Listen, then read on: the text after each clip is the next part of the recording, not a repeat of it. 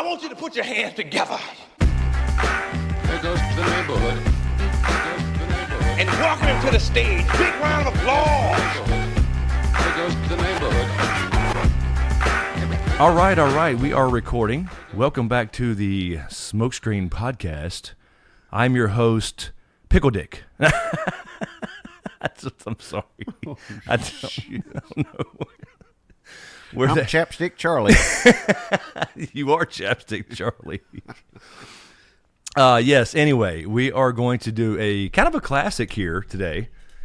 We did this before many moons ago when we were going to start a different podcast. And we're going to get a story from James, or two, or four. But we're going to talk ghosts. Are they real? So it's classic. Boom, classic. Motherfuckers. Yeah. But yeah, I mean, I think this is something that a lot of people have either experienced or believe. I mean, it's a pretty big thing. There's still shows on now about ghost hunters, and you know, we watched a couple videos earlier about the science of ghost, you know, sightings and whatever. So right. it's a cool topic, you know. And even though I'm the skeptic, the neighborhood skeptic here, I think it's a cool thing to look into. Really quick before we start, though, I got to mention. Big news. We're trying to make this thing legit now. We're trying to make it legit. We today I worked and created new accounts everywhere on Twitter, Instagram, and a Facebook page, and it's all at SmokeScreen Podcast. No, I'm sorry, at SmokeScreen Cast. I couldn't get the whole podcast. It's too long. So SmokeScreen Cast on Instagram, Twitter, and there's a Facebook page as well. And we did actually create a new Patreon account to keep this separate from the main channel. So there is a Patreon now available as well to support the podcast if you would like to. We'll tinker around with I'll have James look at it with me because I just created everything, got it set up, and tinker around with the levels or whatever. Right. But that is there now. And I want to thank our first Patreon, actually. Yeah, big news. We got one. We got our first Patreon. Thank you to SmokeScreen. Chris over at SmokeScreen. No, Chris, you've always been a big supporter of this podcast. I have, man. I really try. appreciate it. I try, man. No, it was a test run. It's a test run, but yes, I am technically the first one.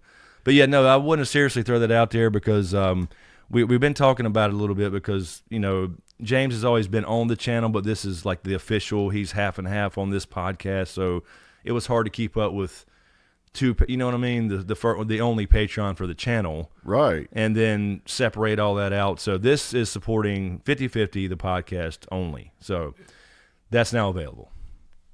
And I was kind of blanked out. You know what I mean? How I was going through what I was going to say in my mind as you were talking. You mentioned Instagram, right? Mm-hmm. And Twitter. Instagram, Twitter, and a Facebook page. Yeah. All right. And is it? You didn't say anything about our brought to you by or anything like that, right? No, we don't. We don't have a sponsor unless you guys. and wait a minute, is Badger still sponsoring us again this week? This is brought to you by Ricky's Muffler Shop, Landis, North Carolina. That's about the level we're on too. If you're having a tough time with your carburetor, Ricky is your man. We can do some promos now. No, but anyway, yes, seriously though, anybody that does feel like they want to support the podcast on Patreon, we really appreciate it. This, you know, I set the first goal at like $100, so that covers the whole podcast. That covers the cost of the website and all the different platforms. Because again, really quickly, this is available on YouTube, SoundCloud, Google Play, iTunes, Spotify, and Podbean, and those all cost money. So just really appreciate anybody who wants to support the podcast. I know a lot of people say they enjoy it, so we'll see how it goes. Yeah, and we really this is something that has really inspired me. I feel like, you know, setting goals and attaining goals again. Yeah. I feel big things for this, and you know, I mean, by big, I mean, you know, that's just in my mind. You know, I mean, feel like this is going to be something we'll be doing for a while. I hope so. I really enjoy it, and I'm just saying. Let me just say, we're coming for Joe Rogan. We're coming for you, Amen. Joe. So look out, brother. Look out, man. Now, maybe one day we'll have him as a guest on our podcast. That would be so freaking cool. Let him lay in our isolation tank. Exactly. Which is a closet, by the way. But yeah, I do look up to Joe. And what I like about his podcast, and I listen to a lot of them, and I think it's kind of what we feel here is we'll talk about anything. Yes. So. That's what I enjoy about it. He can have anybody on, and you don't even have to like necessarily or care about or even know the guest, because they're going to talk about all kinds of topics. Yeah. I mean, yes, they will lean towards whatever that guest does, but they will go into like just regular everyday, pop culture, politics, whatever. So it's cool. And that's one thing we mentioned about the Patreon before too, and I added to one of the levels, and we can adjust it or whatever. Like I said, it's just everything's there and set up and ready to go, but we want guests, and we want Patreon guests right on here. So that's going to happen. So we would do a Skype call or whatever. And then, as we mentioned before, I know I keep saying it, but for new people, we are going to add video. It's going to be months away, but we are going to add a video in a new studio setup. I just have to move first. Yeah, that's what we're waiting on. I've been waiting since March. I'm excited that we actually have the Instagram now. So you posted that post of us getting ready to record. That's exciting. So they can kind of see us here. Yeah, in the living habitat. room, in our quote unquote studio. Yes, and by studio we mean moving shit out of the way. We like to pronounce it studio. That's right. Anyway, so on to the topic. Enough with the shenanigans. We did this a long time ago. Let's kind of set the stage here. Yeah. I am the skeptic of everything. I'm sorry, it's just the way I am, but I just question everything. James is a believer. I believe you still are in that category of ghosts, supernatural stuff, all that good stuff. This is, I guess, in particular ghosts, because you're going to tell your ghost story again, I believe. Right. And so that's where we stand, and we talked about it before, but so I'm the skeptic, he's the believer, but I do have an open mind about things. I'm not saying, for example, when he tells his story, I believe something happened. Right. I just don't believe it's what he says happened. Exactly what I was going to say. You know what I mean? Yeah. He believes, I believe what I saw. Yes, that there you go. You said it better than that. Because we've talked about this, since we became friends and started hanging out. These are kind of things we like talking about anyway. So I shared my stories with him, and he's heard these stories a lot. And I am a believer. I'm totally a believer, and he has asked me, the normal questions he would ask somebody, trying to, figure it out. And this one, the story I'm going to tell you here in a minute, really, I believe down to the core of my being that it was something supernatural. But I guess I'll start out by saying this and kind of lay out the groundwork for this is, I was raised, around and sometimes by a grandmother who told me ghost stories from when she grew up. She was a very superstitious lady, and made me superstitious. Just right. A couple odd things I'll throw out there is, you could never in her house, you could not walk around the house with one shoe on and one shoe off. That would be bad luck. So if you're getting ready for school and something happens and you jump up and run and you got one shoe on and one shoe off, she would call you down and make you go put the other shoe on. So that not even walking under ladders or an umbrella in the house not all those regular ones. Like we could not. She always had a wooden rocking chair with cushions in it. That's what she used in the living room. You could not leave a rocking chair rocking with nobody in it. That's bad luck. Oh, I never heard that one. No specifics about what would happen to you, but bad luck is bad luck, and so you grow up that way, hearing all these different things. And then she would put us to bed with stories. And I say us, I mean me and my cousin Gina, my little sister, and my other cousins. She would tell these fantastic stories about ghosts up in the mountains where she grew up. I was just going to say, you just reminded me, I actually have a book that I bought, and you've been to Uwharrie with me. Yeah. Where we go camping a lot, and there was a cool little paperback book in there, the Uwharrie Ghost Stories, and it's a really cool little book, and I bought that. I enjoy reading them. You know, because there's old legends up in those hills, because that's the oldest mountain range in the United States, and people are not aware of it. It's 45 minutes away from here, right? Because they're really just rolling hills now. They're so ancient. But sorry, that reminded me of that. I do enjoy reading the kind of ghost story thing. Well, I do believe that in places like, you know, the Appalachian Mountains and whatever, people are isolated. Yeah, they grow up with a lot of lore and these stories told generation to generation, and it becomes ingrained in your psyche. Yes, and almost gets genetically passed down to, I think you're almost predisposed to being a believer in this stuff. Because I never grew up in a world where, you know, in a family, I mean, where people didn't believe in ghosts. It was just part of growing up. And I'm the opposite. I was never told a ghost story. My grandmother never mentioned anything like it. There was no superstitions in the house or whatever. So, therefore, I think it leads to it. I think at least as part of it, I've never had an experience with supernatural ghosts or what I thought would be. Not that I haven't had thoughts of it. I mean, anytime you hear something banging in the house or something falls off a shelf, you know, certainly you go to that because we've been, like you just said, it's in the culture. Yeah, it's every movie you've ever seen. You know, the first horror movie was, you know, The Exorcist, for Christ's sake. So it's not that it don't cross your mind, but then you kind of, you know, at least for me, it's like, okay, that's all bullshit. It was just whatever, you know. So, and, you know, speaking of The Exorcist, that movie in particular, that was one of the movies I point to, that and Jaws as the two movies that ruined my life. And, yes, Jaws for sure. And, you know, The Exorcist came out in 1973, and so, I mean, I was born in 1973, so I didn't see it in the theaters on its first run, but my parents, who were teenagers, took me to the drive-in to see The Exorcist, because, you know, drive-ins would replay movies. Right. And I saw The Exorcist when I was about 3 or 4 years old.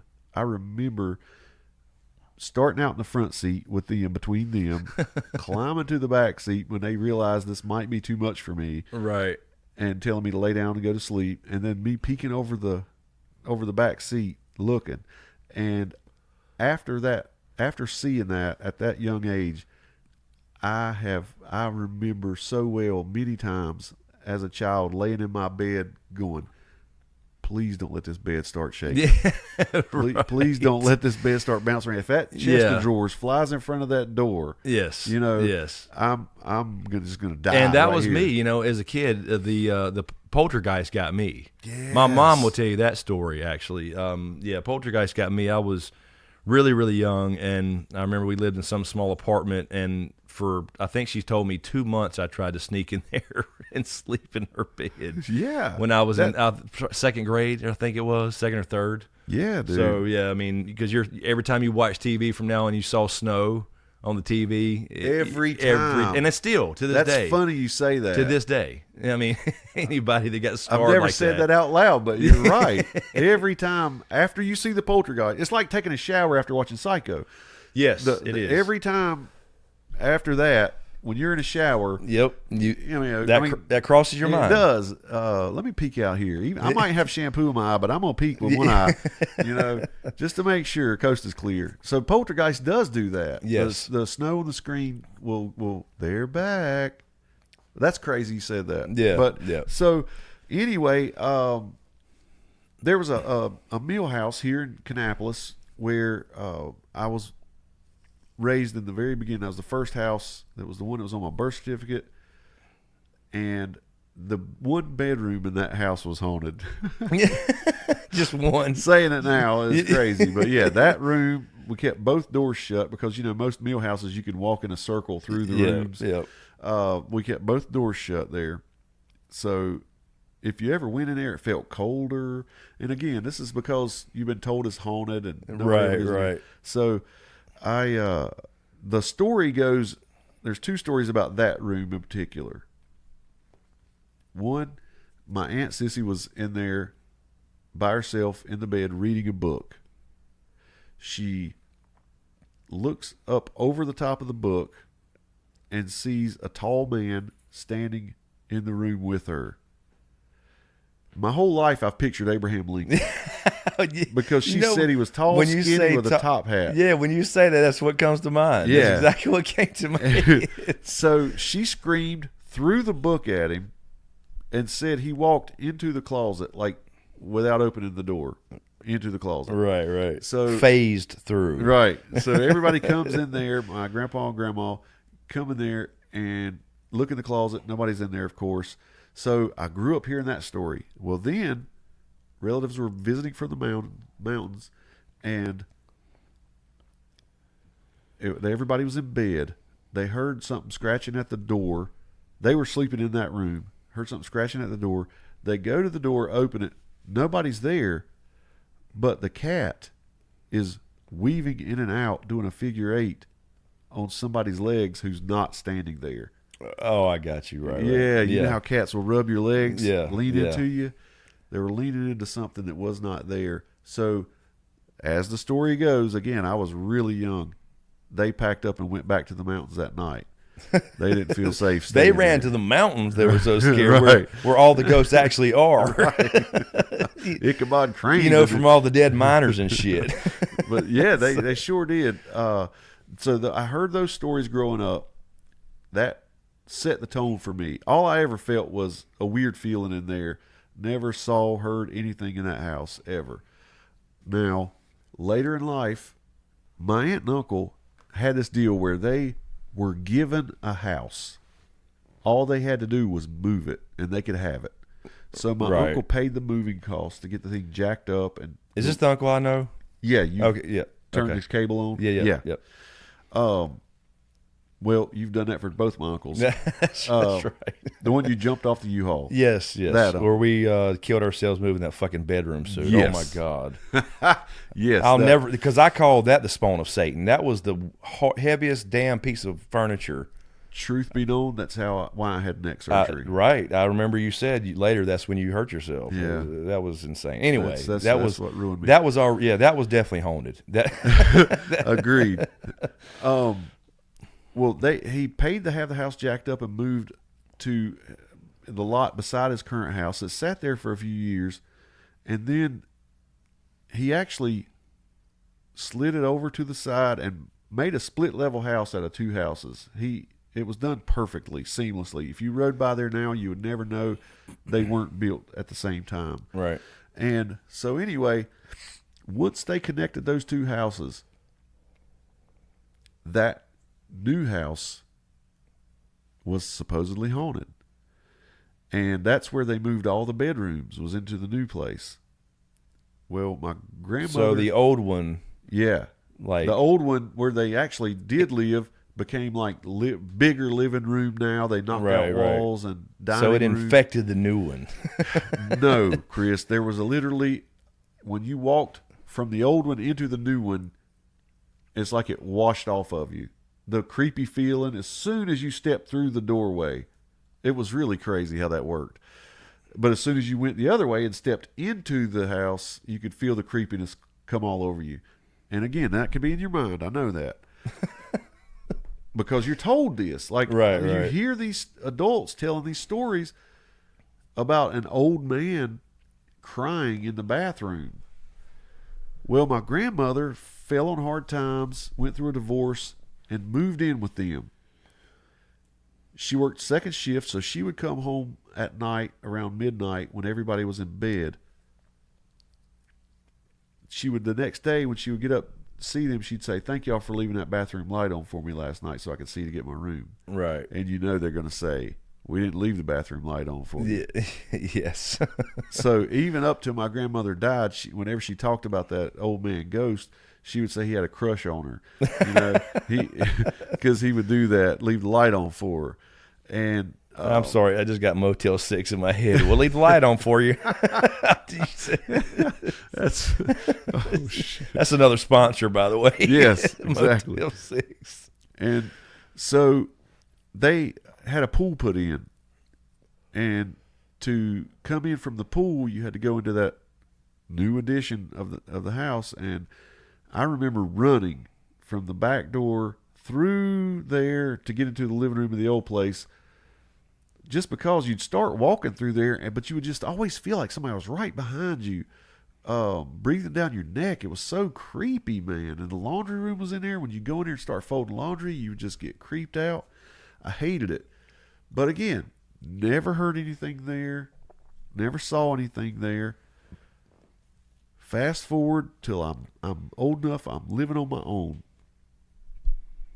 Living in a trailer. Me and 2 or 3 buddies renting this trailer. It's like a party house. Well, they were all in a band, and they were at band practice. I was there by myself. I just got home from work. I put on the Jean-Claude Van Damme movie Lionheart. Damn. I remember this so specifically. We're showing our age here. Yes. And I put it in a VCP. This thing wouldn't even record. It's just a video cassette player. Right. Yes. Oh, my God. I put it in there and started watching it, and I fell asleep, right? I wake up, and there is a little boy standing at the foot of the couch. This is my first ghost experience of my life where I've seen something. So the way it happened was I woke up kind of disoriented. You know, I fell asleep on the couch. I expected them to wake me up. I wake up, they're still not there. I look, the screen on the television is blue. And then my eyes drift over to the end of the couch, and there's this little boy standing there. He has dark hair, dark brown hair, maybe black, straight bangs across. I'd say he's about 6 years old. Bowl cut. The bowl cut. In my mind, who I see is Roseanne's son, DJ, when he was little. Oh, yeah. There you go. That's who my mind sees. He's standing there. He's wearing one of those alligator type polo looking shirts. It's got like a red collar and red and gray horizontal stripes, kind of Freddy Krueger color combo, right? Right. But it's the short sleeve shirt, and he's smiling at me. Now I scoot up on the couch all the way to the arm with my feet and everything, and he turns around and walks down the hallway. You know how trailers always have that long hallway, right?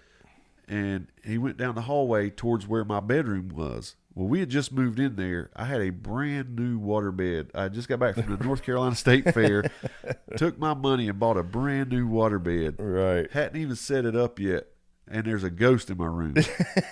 He walked into my room. So I jump up. I turn the lights on in the kitchen and the living room.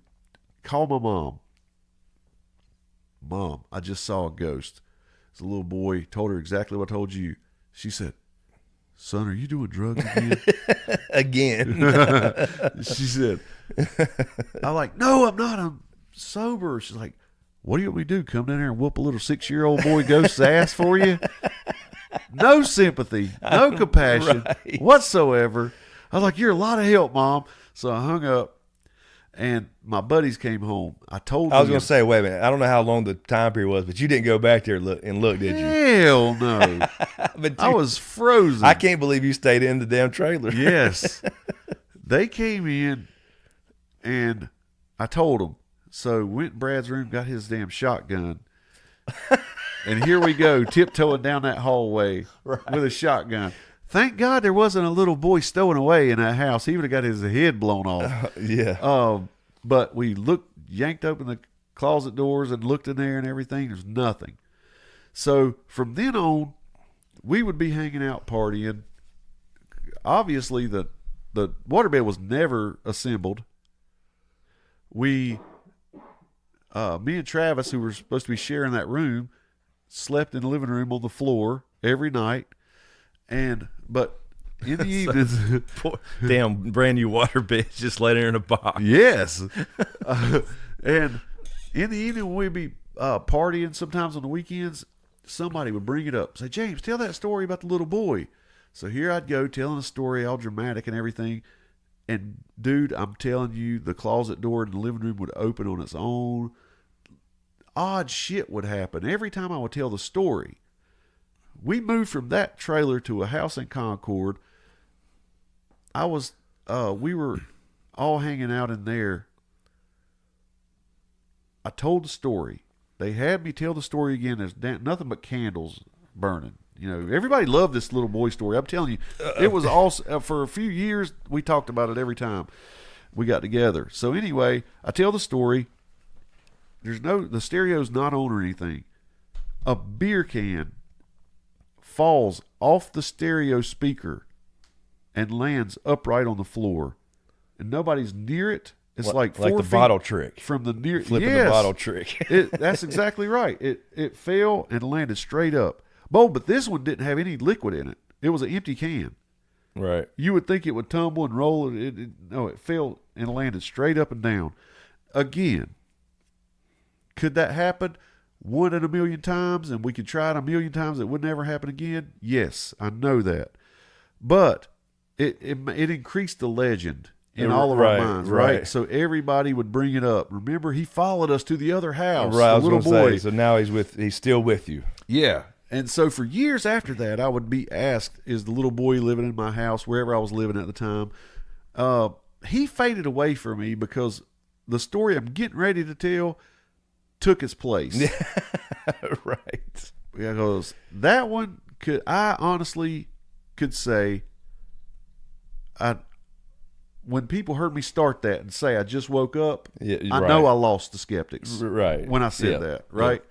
So as real as that seemed for me, when I apply that logic to it, I know there's a chance I was in a waking moment, a daze there or whatever. Right. My brain hadn't adjusted to my surroundings and everything. Right. Yet. And so with the placebo effect of having been raised that way and heard other stories. Yes. And then you're just waking up, good chance that it was in your head. There's a really good chance. Right. And everything that happened after that, doors opening, things like that, merely coincidental, bad hinges, bad latches, whatever. Yeah, doors off balance where they swing open when you don't latch it. Yeah, it's all about definitely timing. Seen that a bunch of times. Right, yeah, it's just about the timing. And since I told the story 1,000,000 times, yes, that increased the chances that the timing would be right. Right. All right.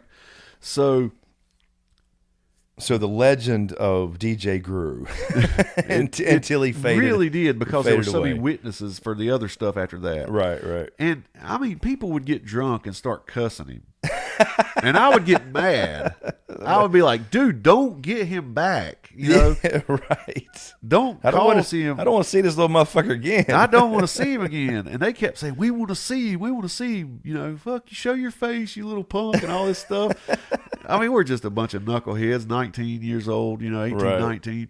And so, anyway, I'm about 20 years old at this time. I was watching some live music at this local place, Fargo's. Used to have live music all the time. Oh, Fargo's. After it closed at 2 a.m., I went back to Chris's house. Another Chris, sorry. Right, guys. right. We always got to clarify that. I didn't know James yet at this point. Right. Yeah. He met me like a year after this happened. So we go back to Chris's house. I'm going to crash there. As we're walking in, Chris says, hey, man, don't forget, when we fall asleep, be sure that the TV's off. Because last time we crashed here, you left the TV on all night when we fell asleep, and my dad got really mad. And I respected his dad, knew him almost my whole life. So I was like, yeah, no problem, man, no problem.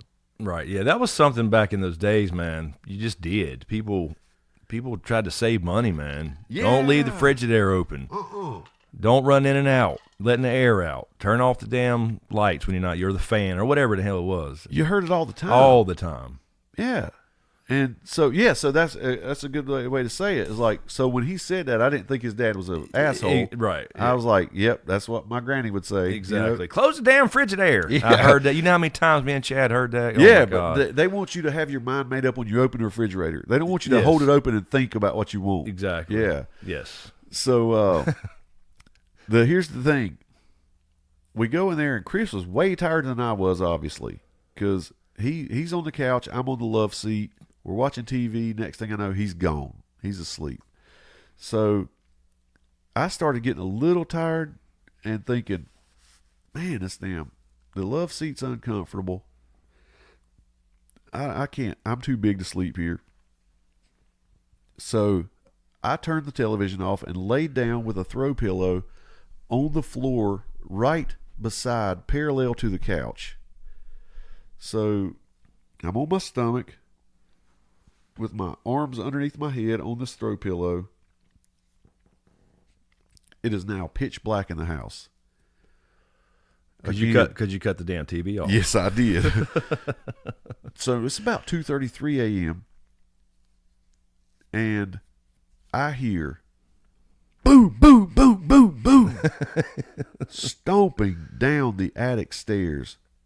The door busts open. Boom, stomp, boom, boom, boom, boom, boom through the kitchen, back towards their back door and their bathroom, and I like, by this time I am locked up in fear, because I knew when we got there everybody was in bed, and all these stories, that I had heard from when we were like in 6th grade about them hearing classical music playing upstairs came back to me, right? Right.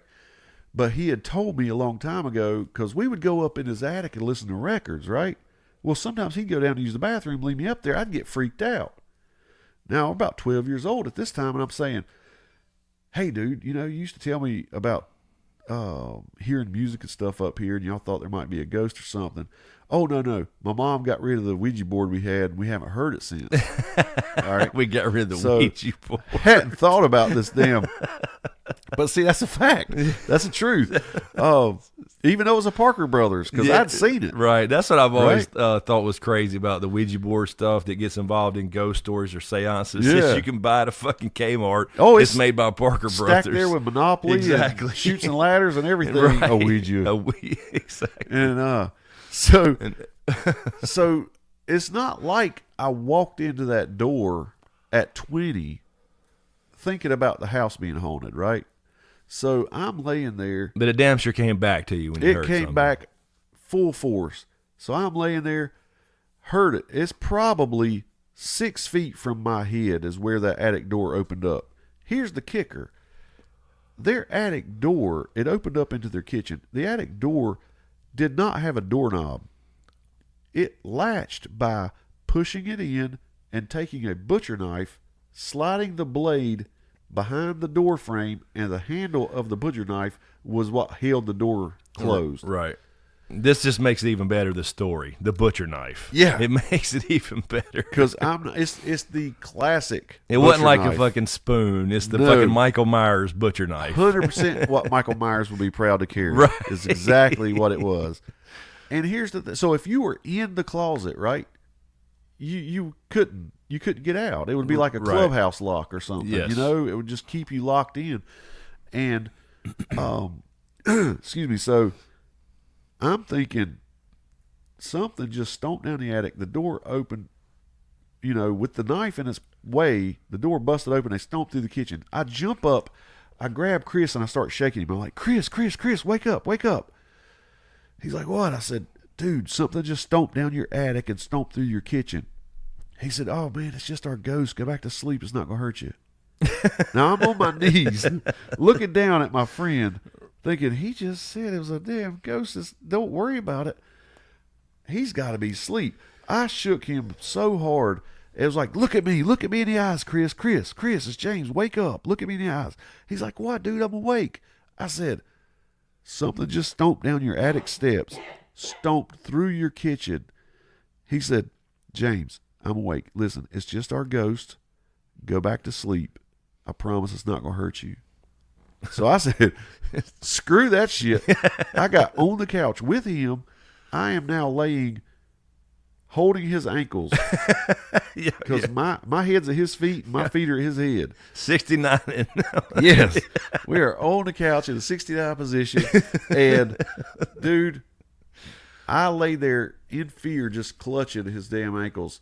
Woke up the next day to his brother going, what are you two homos doing in here on the couch? Right. And so I get up and I'm excited to tell them, because now it's daylight and I'm all cocky and shit. Yeah. And so I'm like, you ain't going to believe this. And I told him exactly what happened. And his brother and his mom, his brother's older than us, by the way, by about 8 years. He's passed away now, but he was our hero when we were growing up. He sat there with Chris's mom, and they told me about this ghost and how this ghost has held his brother down in the bed, like by the shoulders, to where he was praying for Jesus and stuff to, let me up and all this stuff. And the mom was telling me about all these mischievous things that it had done, how many times she heard it. But his dad, so both of his brothers and Chris had heard the ghost. Mark had been grabbed by it. His mom had interactions with it. But the dad had never heard it, or was just so stubborn. He wanted to calm everybody down. He denied it. But he always said he never heard a thing in that house. Okay, so this is a new I've heard this story like 4 times. This is a new piece of information here. So he never heard or saw it, or at least denied it. And yeah, because they all said he was denying it to be the cool guy, to keep everybody calm, because he was not going to sell that house. That he had worked to buy this house. He was not going to sell it because 2 people had died in that house. That is a fact. My grandmother grew up just a few hundred yards from that house and was naming the names of the people who died in there. One was an old man. That's who she said that I probably heard was this old man that died there. And then there was a young girl who supposedly died there, like her jealous husband or boyfriend killed her there. Now, that was shortly before Chris and them moved in. It wasn't long after they moved in that I heard all the stories about the classical music and the stuff here and banging upstairs and stuff. And then the mom got rid of the thing, the Ouija board, and it stopped. Never heard anything else until I start telling this story and they start confessing. Because his other brother would hang out with my mom sometimes, his oldest brother. And he would talk about weird things that happened in that house that felt like horrible dreams and stuff. But he never called it a ghost. Right. But they were really crazy, vivid dreams when he was in bed. This weird stuff would happen to him. But he never called it a ghost. But 3 of the 5 specifically said the ghost, mischievous, moving stuff, and obviously grabbed Mark. So the thing is, for me, in this specific instance, because I have replayed this a million times in my life, I was not asleep. I was fresh. I had just laid down there, just gotten comfortable as you can get with no cover on a carpet floor. Literally laying there on your stomach in your clothes. Yeah, so you're not fading out there in that situation. No, it would have took me a little while. So I was definitely fresh, and then I start thinking, well, what could it have been? Because here's the thing: the next day they said the kitchen door was closed. Right. So the knife had to have been back in place. So as we've talked about in the past, we've talked about it. What do you have? A ghost with manners? Right. He's going to close the door, raise the knife up, put it back. Right. He stomps down the stairs, pissed off. Apparently, he opens the door by slamming it open. Right. Bust it open. Bust on through somewhere. Keeps going through the house to wherever he's going, and then he comes back quietly. Yeah, tiptoes back. Closes the door nice and quiet with no squeaks, puts the knife back in place, and I'll get a better reaction next time, damn it. Maybe that's what it is. So yeah, and then I'm thinking, okay, a couple bowling balls on the edge of the steps could have rolled down or something, but they would have got stopped by the door. Then when they hit the floor, they wouldn't have stomped all the way back. It would have been a 90-degree angle to walk out the door and then take a left and go through the kitchen. So that's out of the question. I don't know. I really honestly believe that I was in the presence of a ghost. And when I say ghost now, it could be some kind of spirit trapped in limbo there in that house on that property or whatever. I never spent the night there again. I never did. And I had spent the night there several times. Probably in my life, I probably spent the night there a dozen times. because his parents weren't big on letting me spend the night. If we camped out in the backyard, and that's another story. Right. But in their house, they were just particular. But previous times, nothing ever happened. No, just creepy feelings like when he would go to the bathroom and stuff. I would be in the attic or in that one room. Sometimes in a bathroom, like when I did take a bath or a shower there, I would get weirded out. But that would be always because of the stories, the previous stories. I don't know that I would have been creeped out without hearing that. But here's the thing, that right there, whether I heard it or anything, and then to know that I did wake him up, and in his calmest waking moment, he casually said it's a ghost. Right. I know he's had experiences there. For him to say it that casually, yeah. He's definitely had some experiences there that he attributed to a ghost. So I believe it. I really believe. I never saw it. I never saw it because I didn't look up. Didn't want to look up. I was clutched in fear at 20 years old. Probably the height of my physical abilities, Right. If I'm ever going to face a ghost, that would have been the best time. But no, I was scared to death, and I'll always believe until something happens at that house and somebody tells me something. I don't know. I totally believe it. I don't know how to explain it away. Because when we've talked about it before, Chris, you've actually said, okay, if it's real and somebody was looking, they would have seen the door close and the knife float up off the floor, right, and slide its way back into. Because we know the door's real, we know the knife's real, right. That's exactly. That's where you start. If you're trying to explain something, this is things you can. Right. So that's my ghost story, and honestly, it's the last ghost story that it's happened. The last ghost encounter. The first real one and the last one I've had. So it's not that these things are real prevalent in my life. Do I get creeped out? You've lived with me for a couple of years. I do. I can get creeped out. Right. And to show you how common it is for me, guys, we were actually doing a live stream Sunday night. Right. I came back to my stool after we took a break. My wallet was laid on the floor. And what did I say?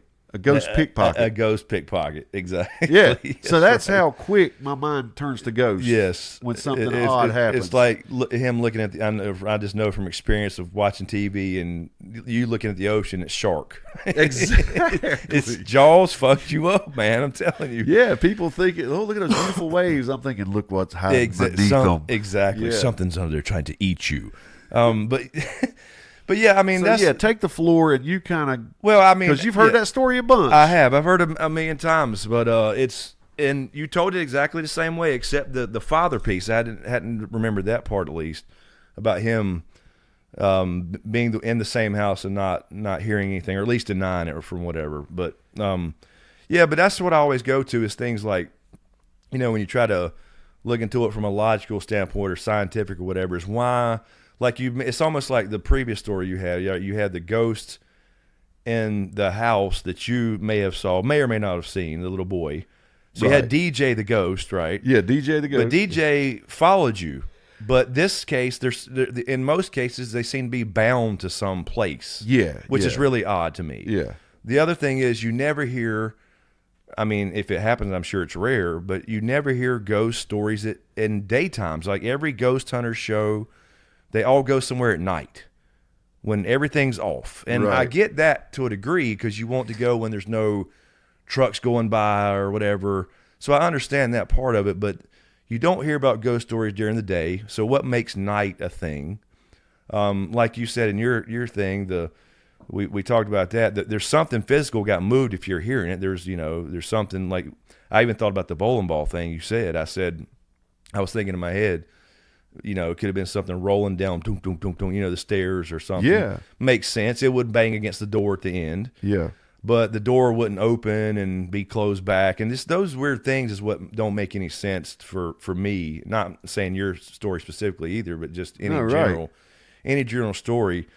And then it's a friendly ghost. It won't hurt you. I'm not worried about it. They're all sleeping in there sound asleep, but yet it held somebody down. Right. And I was aggravated at Chris when I heard that. I was like, right. Surely your brother has told you that story a million times, And let me say this about his dad, because that always annoyed me.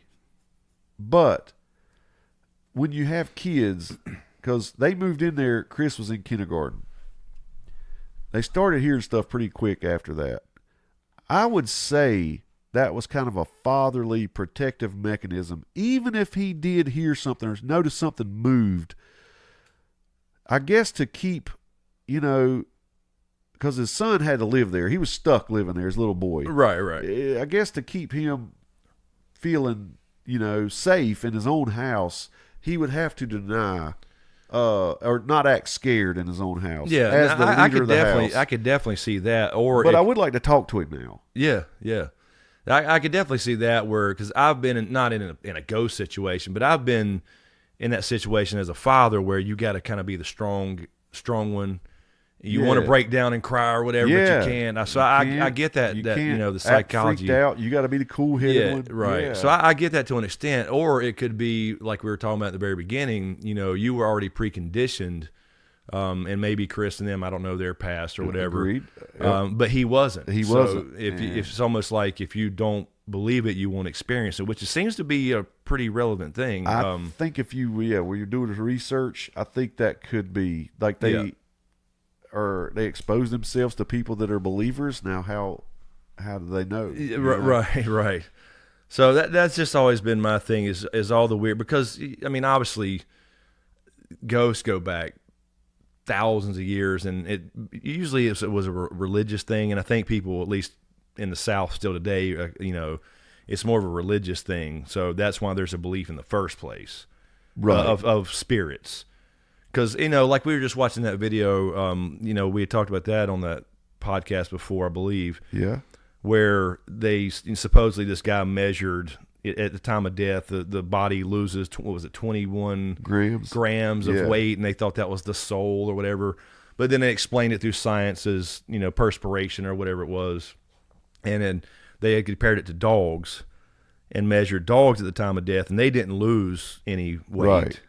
But it was because they don't have sweat glands like we do. So, that was just one example of how they started looking into it. And the sleep paralysis thing, now, we both had real experience with that. 100%. Yes. I've been there. It's weird. It's scary. It's weird. But once you've experienced it a few times, you don't freak out as much. Agreed.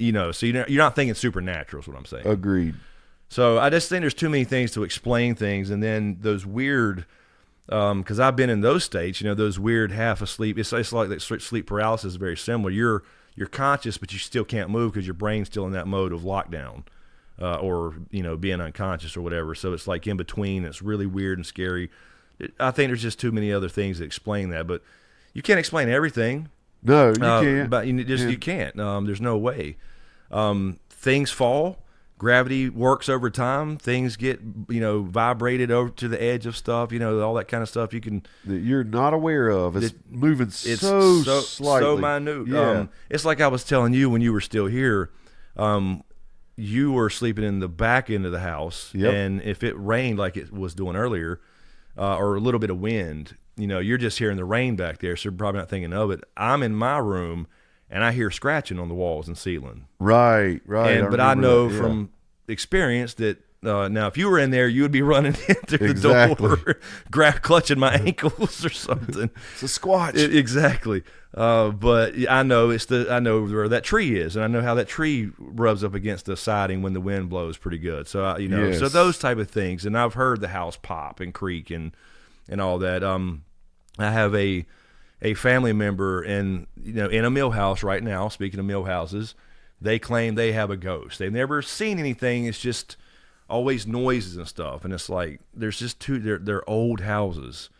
Pipes rattle and make noise and moan and groan, and wood creaks and all that stuff. I mean, they still settle. Yeah. So there's just too many things that I think can be explained. But if you already believe in that thing because you've been told, like you said, by adults, especially because that really puts an impression on you. It does. As a kid, then that's what you go to. Yeah, because it was not delivered to me like, now this may or may not be true. Right. It was delivered as absolute fact. Yeah, there are ghosts in the world. Right. You may not ever see one, but they're there. And so for me also, I just wanted to say one more thing that did happen to me that I've told you before. I think a lot of times people see dead loved ones, and, you know, it's hard to let go of somebody that you love. Yes. You want to see them again so bad that they almost materialize before your eyes sometimes. Yes. Well, I absolutely believe that's part of what's going on in the psyche when people experience this type of thing. Yep. Yeah.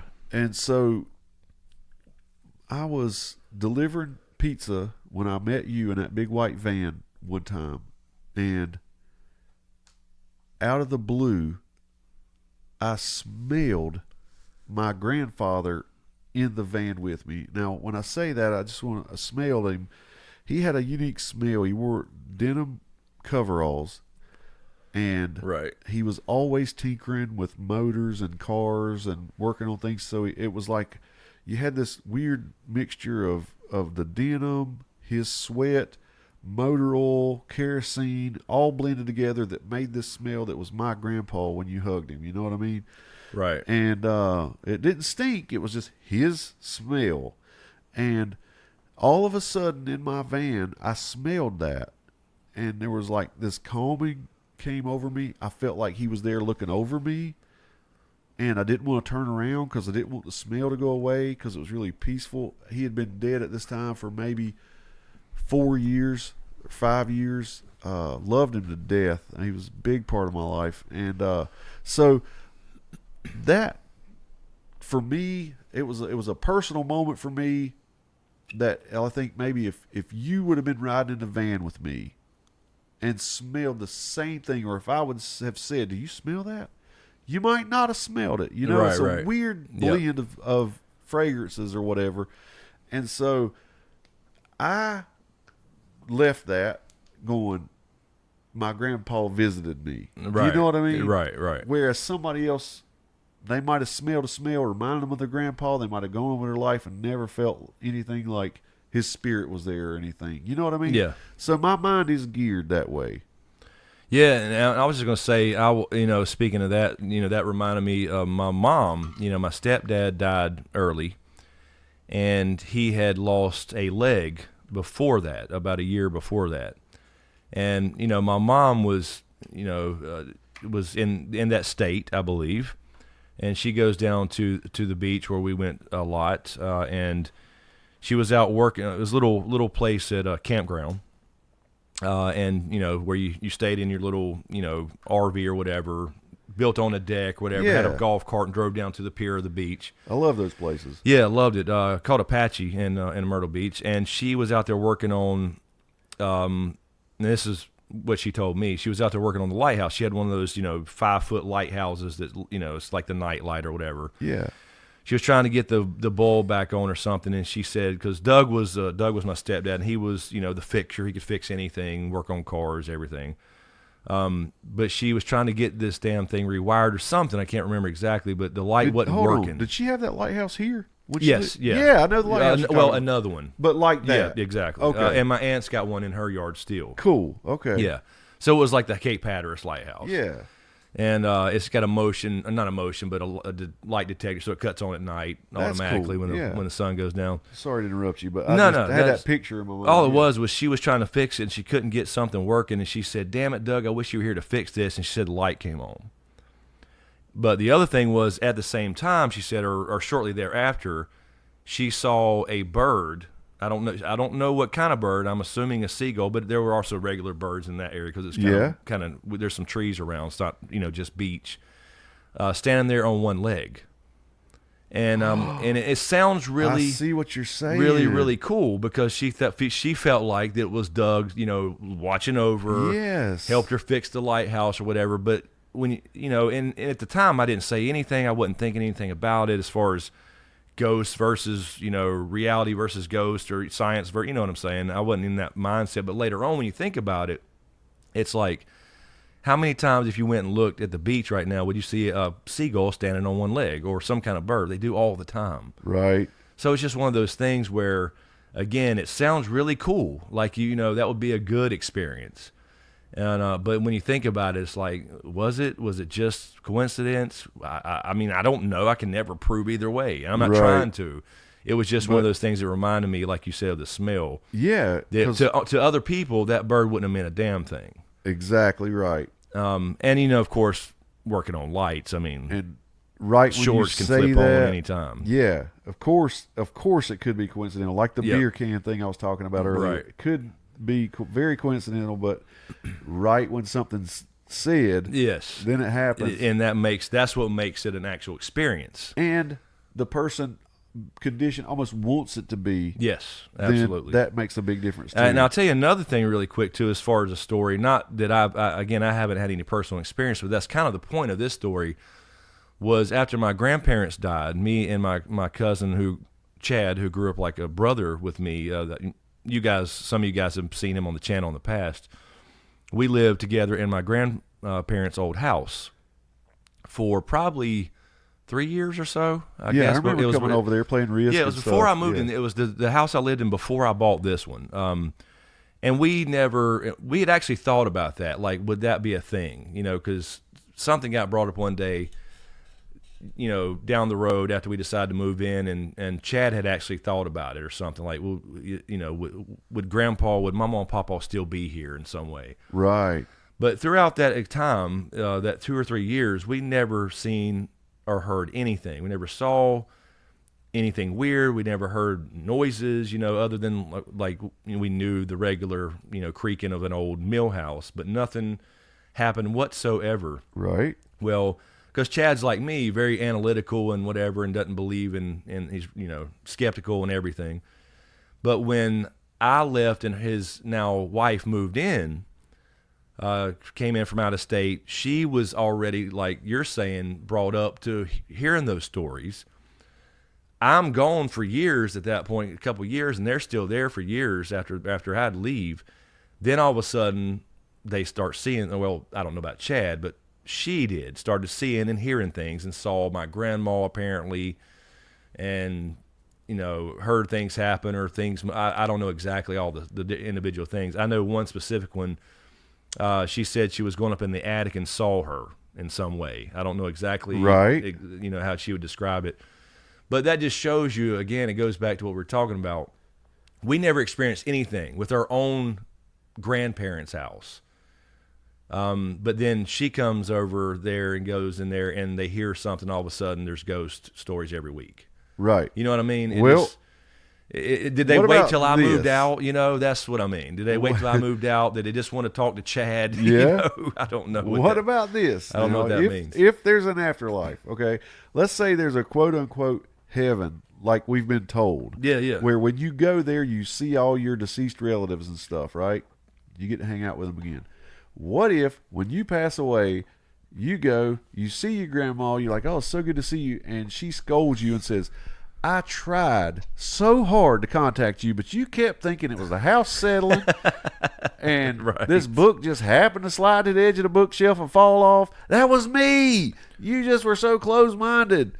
Yeah, but you know what I'm saying? Yeah, and here's how I would respond. Grandma, if you pushed the fucking book off the shelf, why couldn't you just write on a piece of paper? No, who knows? It could be like Ghost. It takes all that energy. You had to push the penny. Yeah. To push the penny up the door or really focus. Or, now, again, what made me think of that was this thought, actually. What do you think of this? Because some mediums, right? Oh, God, we just talked about those guys. Remember when they would be doing a reading and they would act like they're looking over the shoulder of the person they're reading and say, oh, I see your so-and-so standing there. She's wearing this. She's got shoulder-length hair, blah, blah, blah, blah, blah. Right. Okay, so let's say, what if now some people are just more sensitive, and so the spirit, ghost, whatever you want to call it, is doing the same things all the time, but sensitive people see them. Sensitive people hear them. Again, I don't know. That's just a thought. Another thought I would have to. It's obviously, it's certainly an angle. I mean, it can be something where it's almost like, I believe that a lot of people with anxiety and stuff are just more sensitive than normal people because they feel everything in their body. Like me, I'm one of those people. Now, I don't know if that goes into the spirit realm but household. What you're saying, like you sometimes can feel your heart beating. And everybody else would never think about it, and even if they did, but they don't even feel it. But I have, all the time. So I think that's certainly a thing, but that's more of a physical health thing or whatever that goes into psychological stuff, I guess. But so I don't know how. Like what I'm saying is, if I'm sensitive to that, would I be sensitive to other things like that if they were real? I don't know. You never know. I don't know the physiology and all that stuff. Is we need an expert, but because it's easy to, with one giant swath go. There's nothing. No doubt. There's nothing. And it's easy to say there's no ghost or spirits or anything if you hadn't experienced it. Right. Of course, it's easy. The thing is, our brains, man, they can play tricks on us. We know that. Absolutely. I mean, but remember, we do have all the answers. If you think about the Matrix, it did explain everything. It explained ghosts and werewolves and vampires. Yeah, it's just a program not doing its job. It's a glitch. It's a glitch. Yeah. Hey, did you grow up hearing that if you see a cardinal, it's a loved one? The deceased loved one coming back to visit you? That sounds familiar. That's another thing I was raised, so when you said your mom saw a bird, I was thinking, oh man, it might have been a cardinal, and then you explained it. So I love that story you told, but it made me think of that. So my whole life, like there's been all these crazy things about that kind of stuff brought up. Yeah. It's just and that woven into who I am. Right, and that's what I was going to say about the story with my mom. That made her, that experience. I mean, that had to be pretty powerful. Sure. Because it made her want to get us thing with John Edward and shit. And I had to explain to her how that was done. And she wanted it to be true so bad, she was going to go actually spend a shit ton of money to try to talk to Doug again. Right. And that's what we kind of talked about that on the other podcast about these, James Randi and busting these mediums that exploit people's emotions for money. So it was one of those things where she'd never been raised with ghost stories, like I was saying. She grew up in the same exact house that I lived in. That all of a sudden when I left, Chad and them had ghost experiences. Yes. And it didn't fit with her having that preconceived stuff. But the love there, the loss and all that stuff, and you want it to be real. Emotion, deep emotional scars, it man. Is. It takes a while for those to heal, and it causes you to think those thoughts, and that you normally wouldn't. Normally your mom would not want to spend that money to do something like that. But and again, that was a long time ago. Now she completely knows about these skeptics and stuff, and because I had that little background in magic, so that's what made me look into mentalism and stuff like that, and how they did it, and cold reading, etc. So I had to explain that to her, and for a while she was probably just like, it was real. But I think now she's looking back, saying, it's kind of like coincidence type thing. I don't know.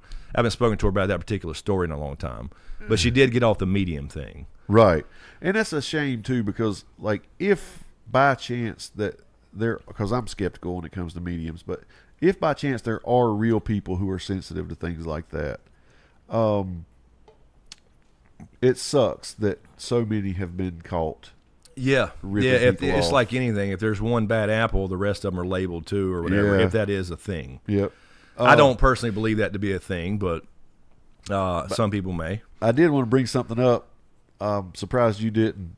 I forgot that I did tell you at my new apartment I heard a ghost. Remember they said, "Stop it," or something like that. Yes, from the other room. I forgot about it because I don't believe it. I know that one. If I really believed it hard, I would be spending the night over here all the time. Exactly. That's what was funny too. I was gonna hack on you a minute too, because you said I told you that story about me and Baker going camping, and we heard the knocking in the woods, because there's a lot of people who do Bigfooting, which is a thing here. Yeah. That became a popular thing on TV, a lot of shows about it. So everybody started going out squatch hunting. And we heard knocking. I won't go to the whole story, but basically we heard some knocking. At first we was in individual tents, right? Right. And, we heard knocking. We didn't say anything. 5 minutes later, we heard it again. it was like, did you hear that? Yeah, I heard it type thing, because we were just got in a tent going to sleep after sitting by the fire and fishing all day and whatever. Third time, 3 loud knocks, we got out with guns drawn. And it was close. I mean, we got flashlights and guns, and we were looking through the woods, right? And you had said when I told you that story, I'd be in your damn tent. And I've always wondered, like that. I understand, like, wanting to be with some other person. I get that. But, like, you hold on to Chris's ankles, or you being in my tent, what am I going to do? How do you fight a ghost? I just don't want to be, It's like that thing. Be alone. That's right. Yes, so I think it goes into the psyche thing about not wanting to be alone, because I can't do anything. What are you supposed to do against a poltergeist? I know what you mean. In that scenario with Chris, I was on the outside of the couch. Yeah, that's what really aggravated me. I was wanting to get up on the edge and slide down into the crack. Right. So he's the first one that gets got. Hell yes. I would have got under him if I could have. But that's always made me wonder, though. You see the movies and you hear the stories when it's kind of almost a cultural thing. Just get under the blanket. Don't look. Oh, I know. Because if you don't look, it's not there. God, I know, dude. And I think there's some truth to that, but it's weird at the same time, because what are covers going to do? Nothing. And if I'm in a self-defense mode, I'm looking. I want to know where the enemy is. Right. That's just me. So I don't get the idea of like running and hiding my face and not looking where the fuck it's supposed to be. You know what I mean? So, yes. But I get it. I guess it's the old, kind of like if you don't look, it ain't there type thing, which I think, again, is I've told you before. Mental thing. I said something one time, we laughed about it, where I was like, I acted like I was asleep, so trying to fake out the ghost or something. Yes. Yeah. You said something like you were thinking about it, or I can't remember what you said. It but might you have been like, the one I'm just talking about where it said, stop it, from the other room, and I was like, I acted like I didn't hear it. Yeah, like so it wouldn't affect you. Like, well, shit, James ain't scared of me. Yeah, James ain't scared. Yep. That's right. So trying to psych out a ghost. And do you ever, when you were a kid and you would like run and jump off your bed so nothing could reach out and grab your foot from underneath the bed? Yeah, now I do remember, because, again, it's the movies. Right. You think about things under your bed. Hell, it's in a Metallica song. It's in songs and movies. Yes. Yeah, you do think about that. Or your foot hanging over the edge. Yes. Good point. Even skeptics think about that shit. I mean, because it's ingrained. If your foot's hanging over the side of the bed, something could grab it. I don't know how they couldn't grab it when it's not on this edge, but if it's hanging off, it's danger zone. Well, I don't, what I'm saying? Yeah, and all of a sudden you pull it back real quick. Yeah. You're like, that's just a creepy feeling. Yeah, right. Do you remember me telling you about the new place, how I lay in bed and watch the laptop, and then all of a sudden I get this weird feeling that there's going to be an old lady leaning over it from the darkness? Right, because you're just staring into a square of light. Yes. And then you think everything behind it's pitch black. The fucking Ring girl is going to be behind. It's going to damn stick her head over top of the laptop into my light, and I'm going to see the hair hanging down. Yeah, well, right. Today I was getting dressed, and I had that creepy feeling that a hand was going to reach out from under the bed and grab my foot. And I literally backed up 2 feet going, shit, that's a weird feeling. I mean, I'm 46 years old. Right. If my kid was there, I would never act like that affected me. You know what I mean? No. It's so weird how much tougher you are when you got somebody to protect. It is than true. when you're out there all by yourself. It's absolutely true. Absolutely. That's funny, though. Just today, he stepped back 2 feet. Yeah, I was like, wait a minute. I don't want to see an old crusty hand stick out from under that bed. For one thing, there ain't no ghost could fit under my bed or creature or monster. I can tell you that shit right now. Or my daughters, for that matter, because there's shit crammed up under there like hell. I mean, that's my storage unit, because I don't have one little closet up in this. I live in a closet.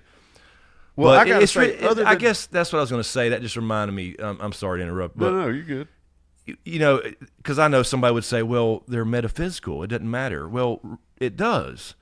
Because if they can move things, if they can throw books off the shelves and knock down beer cans or whatever the case is, open doors with knives sticking in them, then it doesn't matter. Do they phase shift? I don't know how it works, I'm just saying. Like Nightcrawler. There's too many contradictions in ghost stories is what I mean. Yeah, and none of it none of it does make a lot of physical sense as far as physics go. And I guess, to be fair, it shouldn't. In some ways. That's true. Because if we're talking about a metaphysical, spiritual thing, sure. But yet at the same time, I think that's what makes me more of a skeptic about it is if it, like, for example, if you would say, I just saw a thing floating through the air or whatever, I would believe that more than I would believe you saw a thing floating and then a thing fell. If that makes any sense at all. Because that way, at least it's consistent. Yeah, you know what I mean? Yeah. Does that make sense? I don't know. Maybe it don't. I see what you're saying. But like if it's a a spiritual thing that's like we describe as a mist or a haze or a ghostly figure, the classic girl with no legs and a white flowing dress. There you go, where it's floating above the thing, whatever.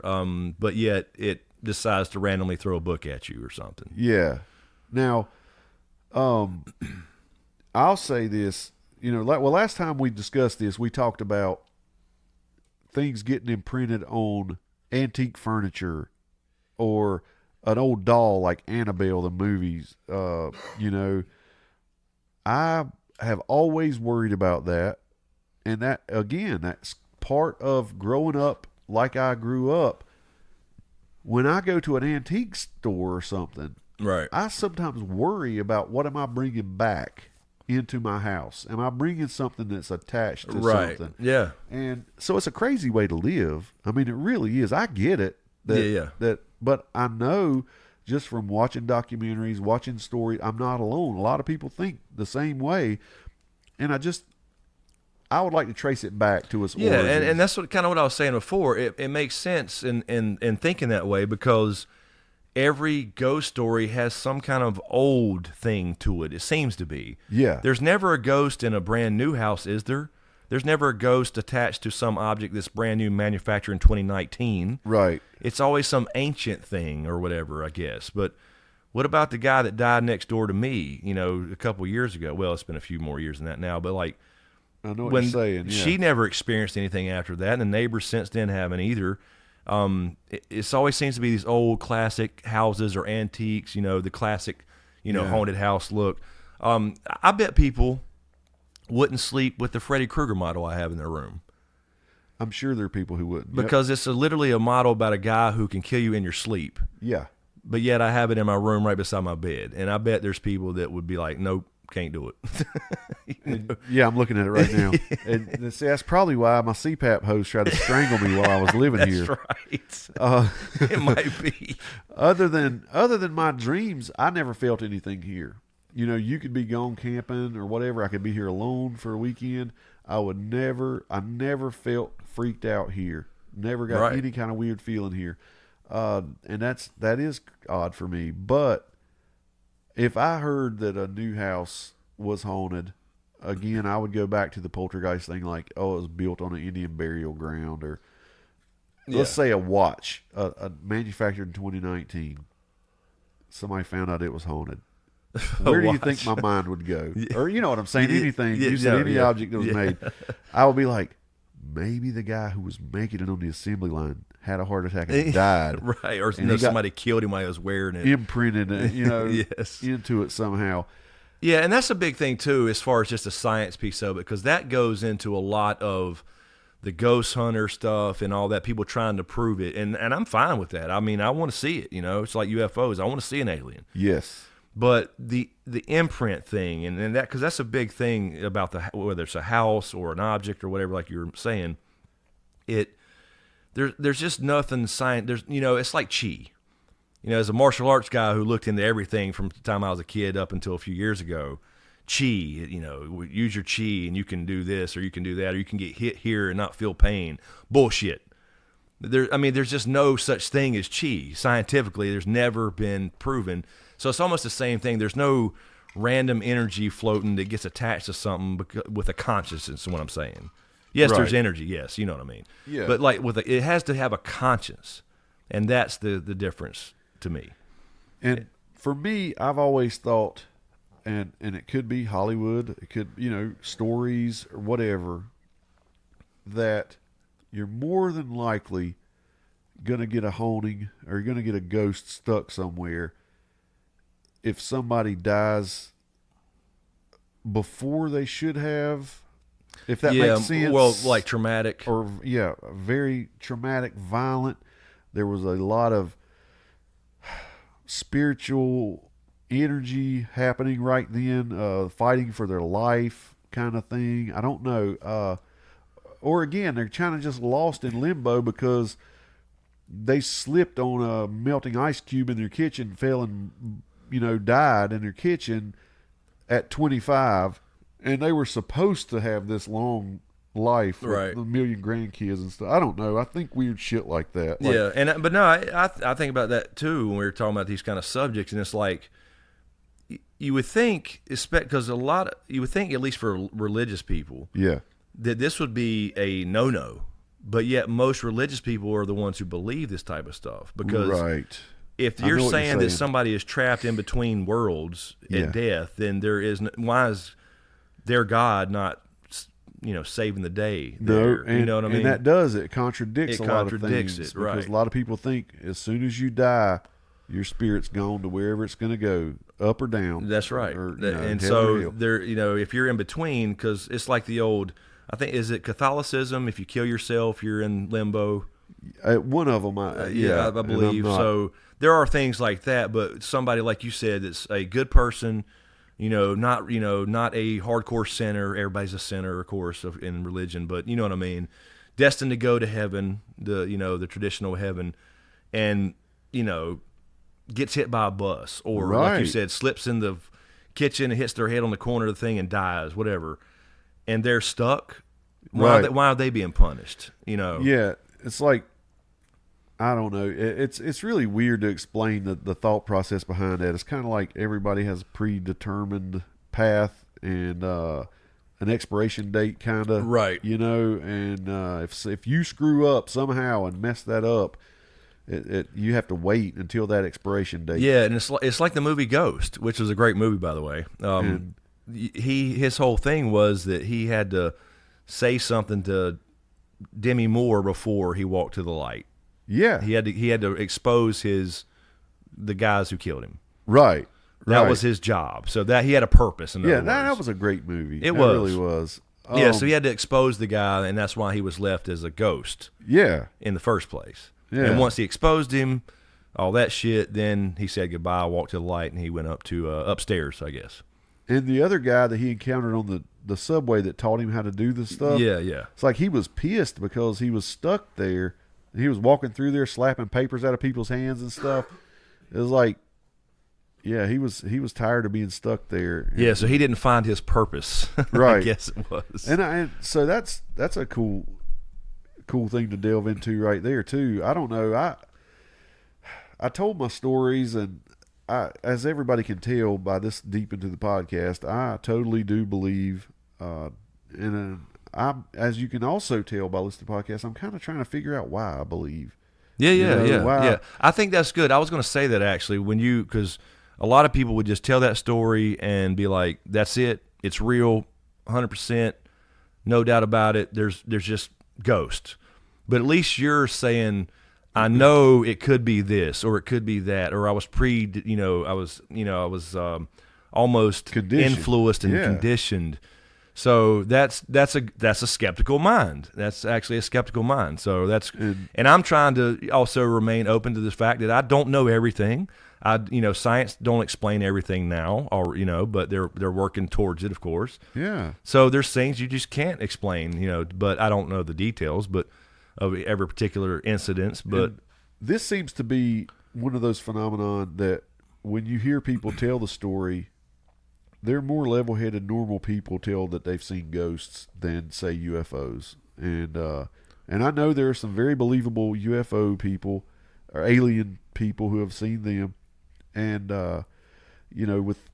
with this, every walk of life, somebody has experienced some kind of supernatural ghost encounter, whether it be visited from a loved one or something, doors opening or whatever. And so you can tell the person is not like making it up, but Oh yeah. There's just no telling what it really was. It's kind of like since I've been here, I've been here so long. I know every noise, every bump, every creak, every whatever. When there's a new one, I get up and look. Yeah. Or whatever if I'm asleep, which is usually when you hear things because everything's quiet. All the TVs are off. There's no radios. There's no music. And there's no cars.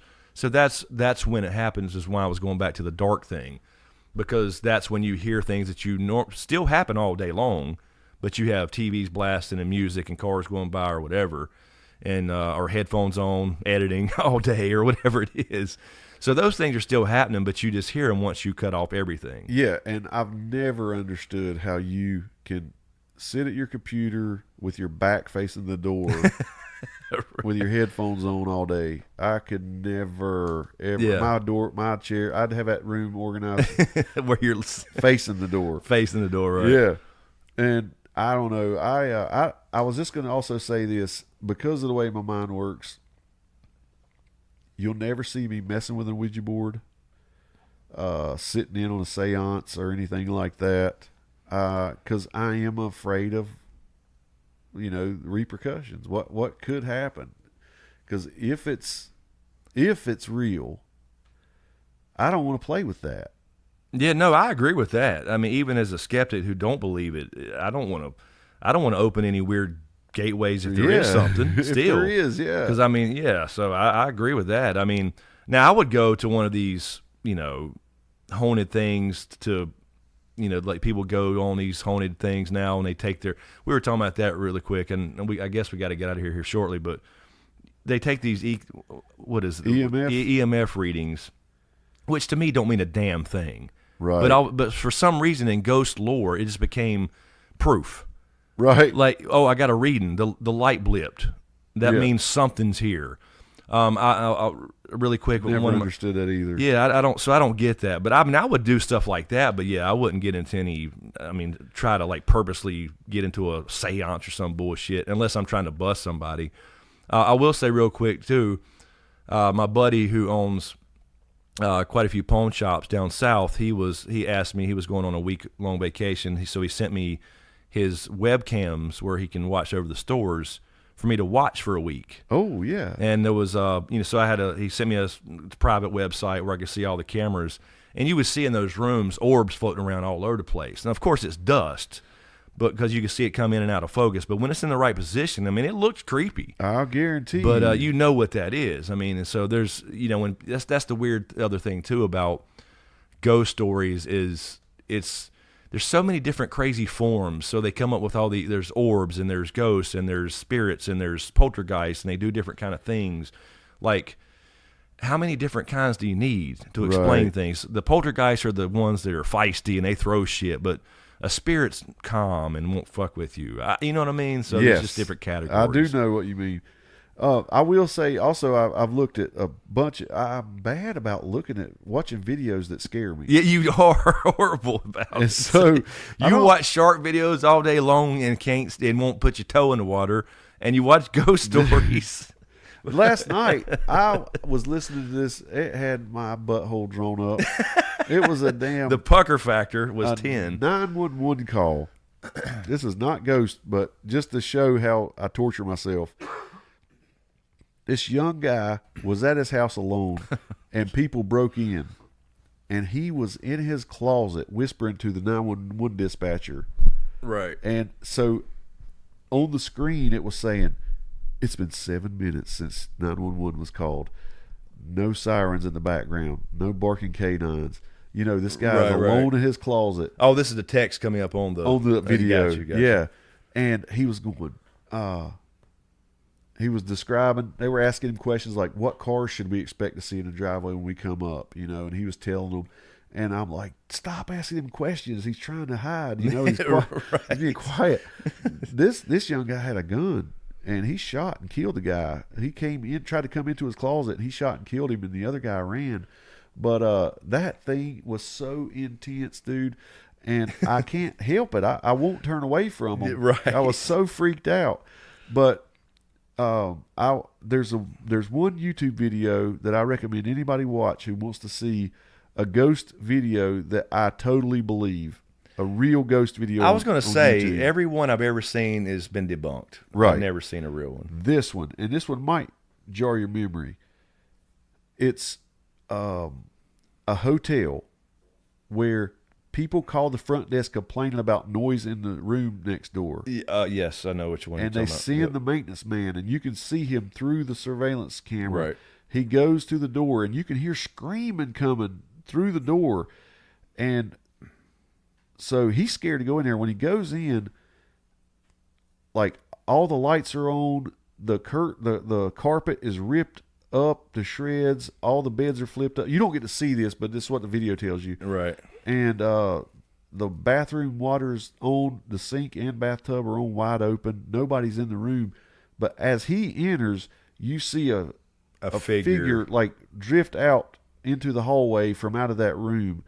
And there's something to that. I don't know what that is, but you can definitely hear the screaming. Yeah, I remember that one, thinking that's the weirdest one I've seen. But and I don't know about this in particular, but I did get into YouTube and talking to people. I quickly learned that all those great viral videos that seem to be real, most of them were marketing campaigns.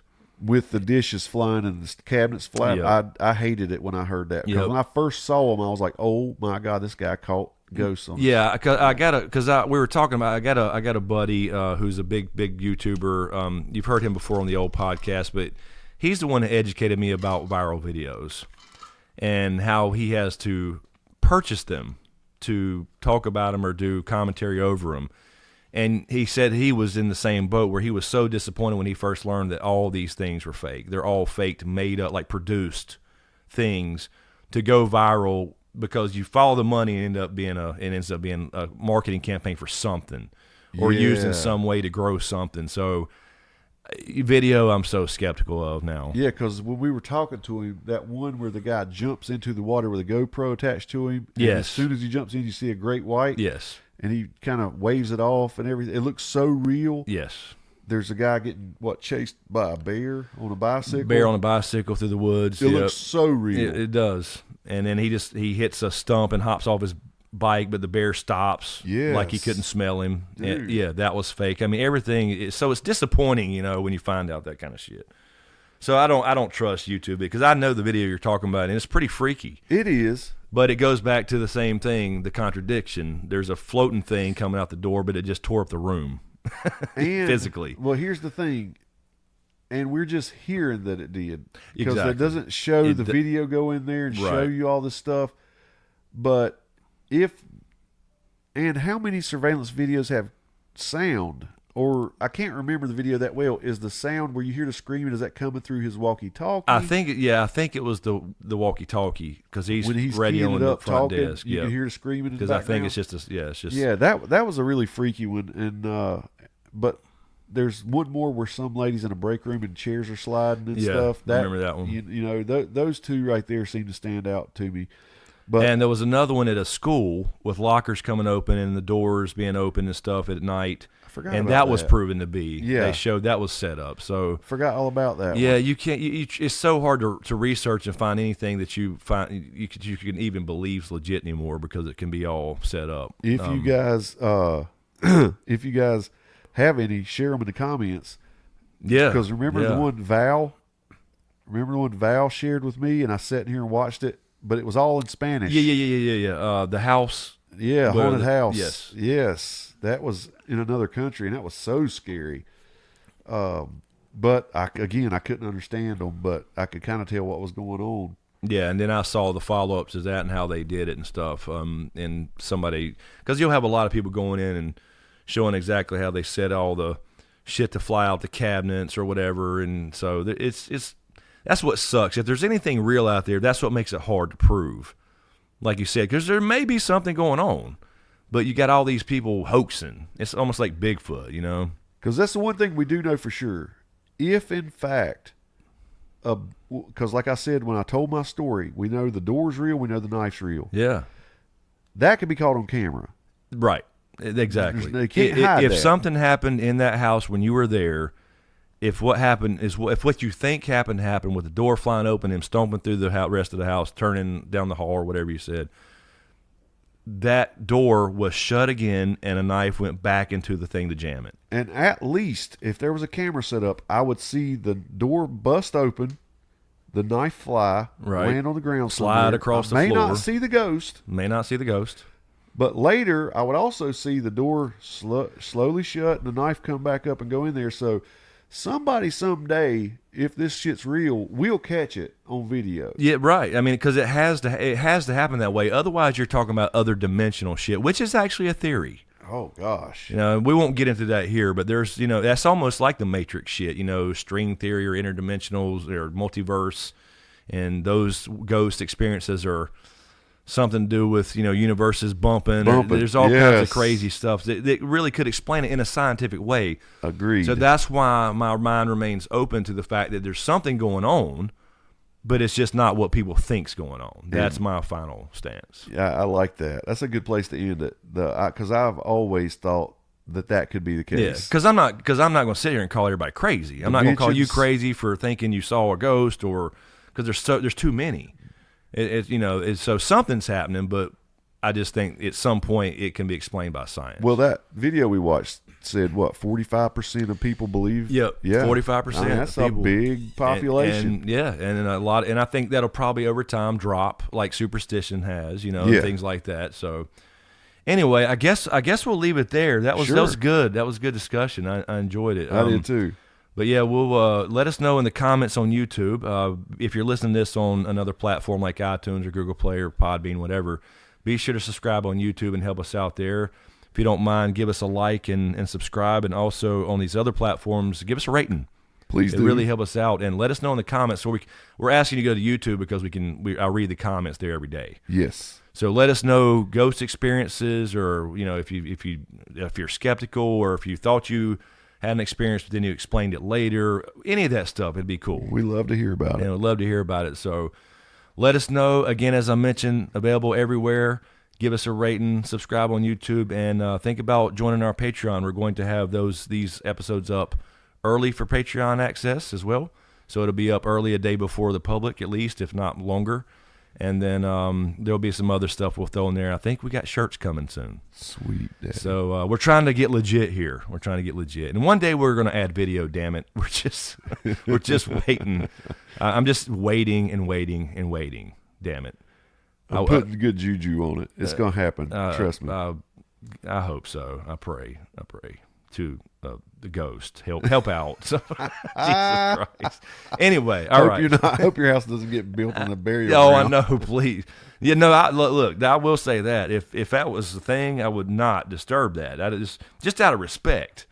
Not necessarily thinking something's going to come out of the ground and scare me. Yeah. But, just come on, man. Don't build on a burial ground, Jesus. Because we had an old haunted house in my old neighborhood. It's been ripped down now.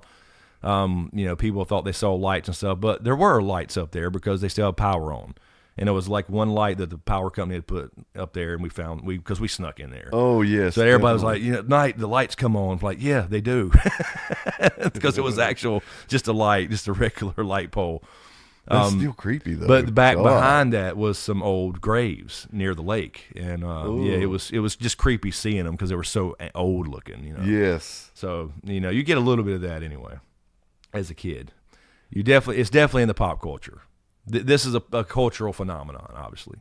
100%, dude. Yeah, and it has been for a long time. I guess it's just got I guess the stories have changed from different locations to now Americanized and everything else. So, well, the dead have always freaked people out, I believe. Oh yeah, because I think at the heart of it goes back to the ultimate question. Yes, I think that's the reason, and it will always be a thing because until that question's answered, which it may never be, probably won't.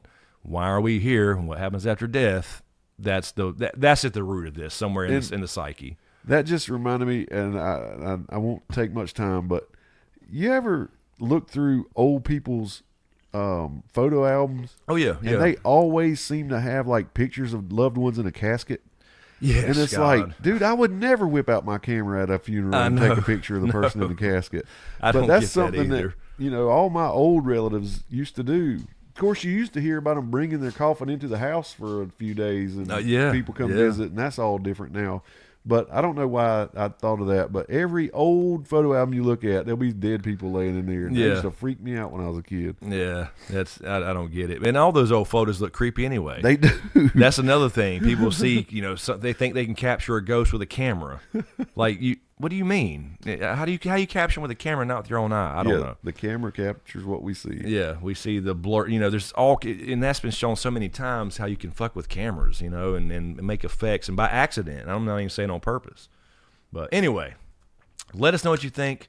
We'll let it fade out from here and just fade out as usual and fade to black. What's that standing behind you? It's Riddick. He's ready to go out, and he wants his PB. Damn it.